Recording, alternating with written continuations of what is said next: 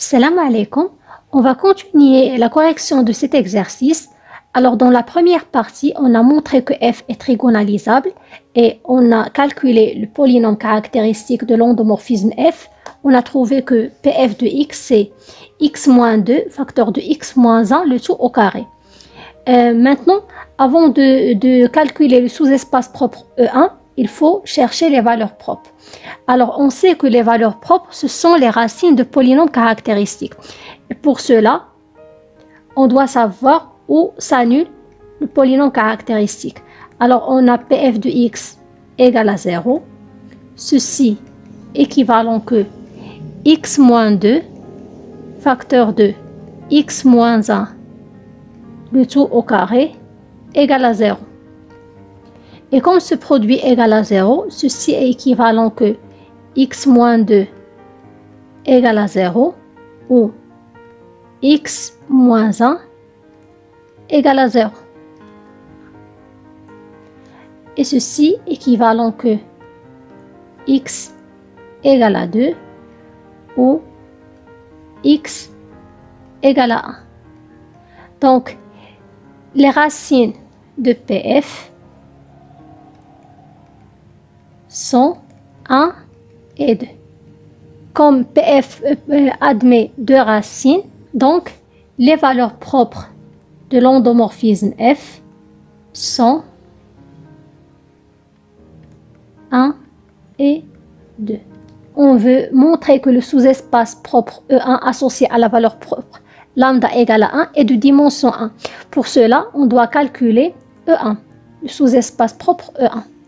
Alors, commençons par le calcul de E1. Je rappelle la propriété suivante. Si x appartient à E lambda, ceci équivalent que A fois x égale lambda fois x. Et dans ce cas, on a lambda égale à 1. Donc, si je prends x égale à x, y, z appartient à E lambda, ceci équivalent que A fois x égale à 1 fois x, c'est x. Et ceci équivalent, alors on écrit la matrice A fois le vecteur x, y, z. Ceci égale à x, y, z. Alors, ceci est équivalent au système suivant. J'ai x plus z égale à x et moins x plus 2y plus z égale à y. Et j'ai x moins y plus z égale à z. Le système est équivalent au système suivant. Alors, si je mets x dans l'autre côté, j'obtiens la valeur de z égale à 0. Comme z égale à 0, alors j'ai moins x égale à moins y, ceci est équivalent que x égale à y. D'où j'obtiens que le vecteur x qui est égal à x, y, z, si je fixe x, alors j'ai la valeur de x c'est x, la valeur de y c'est x et la valeur de z c'est 0. Et je mets x en facteur, j'obtiens c'est x facteur de 1, 1, 0. Alors le sous-espace propre associé à la valeur propre E1, c'est le vecteur de, si je pose ce vecteur-là, c'est U, alors E1, c'est le vecteur de U. Et comme E1 est engendré par un seul vecteur, donc, on obtient que la dimension de E1 égale à 1, et évidemment U, et U, comme E1 est engendré par U, alors U est un vecteur qui appartient au sous-espace propre E1 qui est associé à la valeur propre lambda égale à 1. Et maintenant, on passe à la troisième question. Il faut tout d'abord chercher l'endomorphisme F. Alors pour savoir la valeur de l'endomorphisme F, alors si je fixe un vecteur x, y, z qui appartient à R3, alors f de x, y, z, c'est la matrice A fois le vecteur x, y, z, le tout transposé. Alors je rappelle une propriété, si j'ai une matrice A fois une matrice B, le tout transposé, c'est B transposé fois A transposé. Alors je vais utiliser cette propriété pour calculer ce calcul matriciel. Alors j'ai ces x, y, z transposé fois A transposé. Alors on sait que le transposé d'un vecteur colonne c'est un vecteur ligne. Alors j'obtiens ces x, y, z fois A transposé. Et maintenant, il faut calculer ce produit matriciel.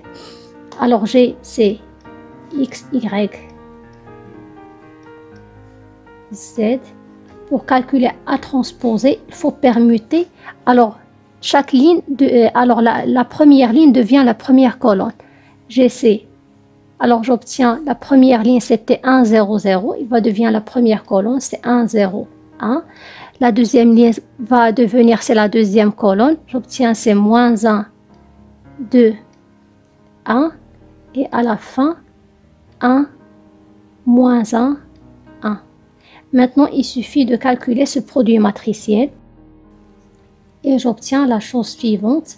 Alors j'ai x, y, z fois la première colonne, c'est x, c'est 1 fois x plus 0 fois y plus 1 fois z, c'est x plus z, moins x plus 2y plus z, et x moins y plus z.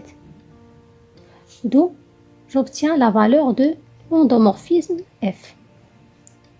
Et maintenant, montrons que F moins l'identité de E de V égale à U, avec V, c'est le vecteur 0, 0, 1. Alors j'ai F moins identité de E de V, c'est F de V moins identité de E de V. Or, G, V, c'est F de 0, 0, 1. Et l'application identité, on peut la voir comme une miroir. Alors, si j'ai identité de V, c'est V. C'est toujours, j'obtiens l'image de V, c'est elle-même. Alors, j'obtiens l'identité E de V, c'est V. Et la valeur de V, c'est 0, 0, 1. Et maintenant, il suffit de calculer F de 0, 0, 1. Alors, je vais remplacer dans l'endomorphisme F avec la valeur de x, c'est 0, y, c'est 0, et z égale à 1. J'obtiens c'est 0 plus 1, c'est 1. Moins 0 plus 2 fois 0 plus 1, c'est 1. Et 0 moins 0 plus 1, c'est 1. Moins 0, 0, 1. Et ceci égale 1, 1, 0.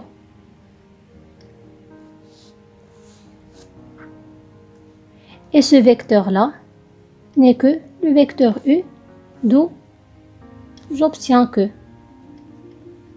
F moins l'identité de E de phi égale le vecteur E. Et à bientôt.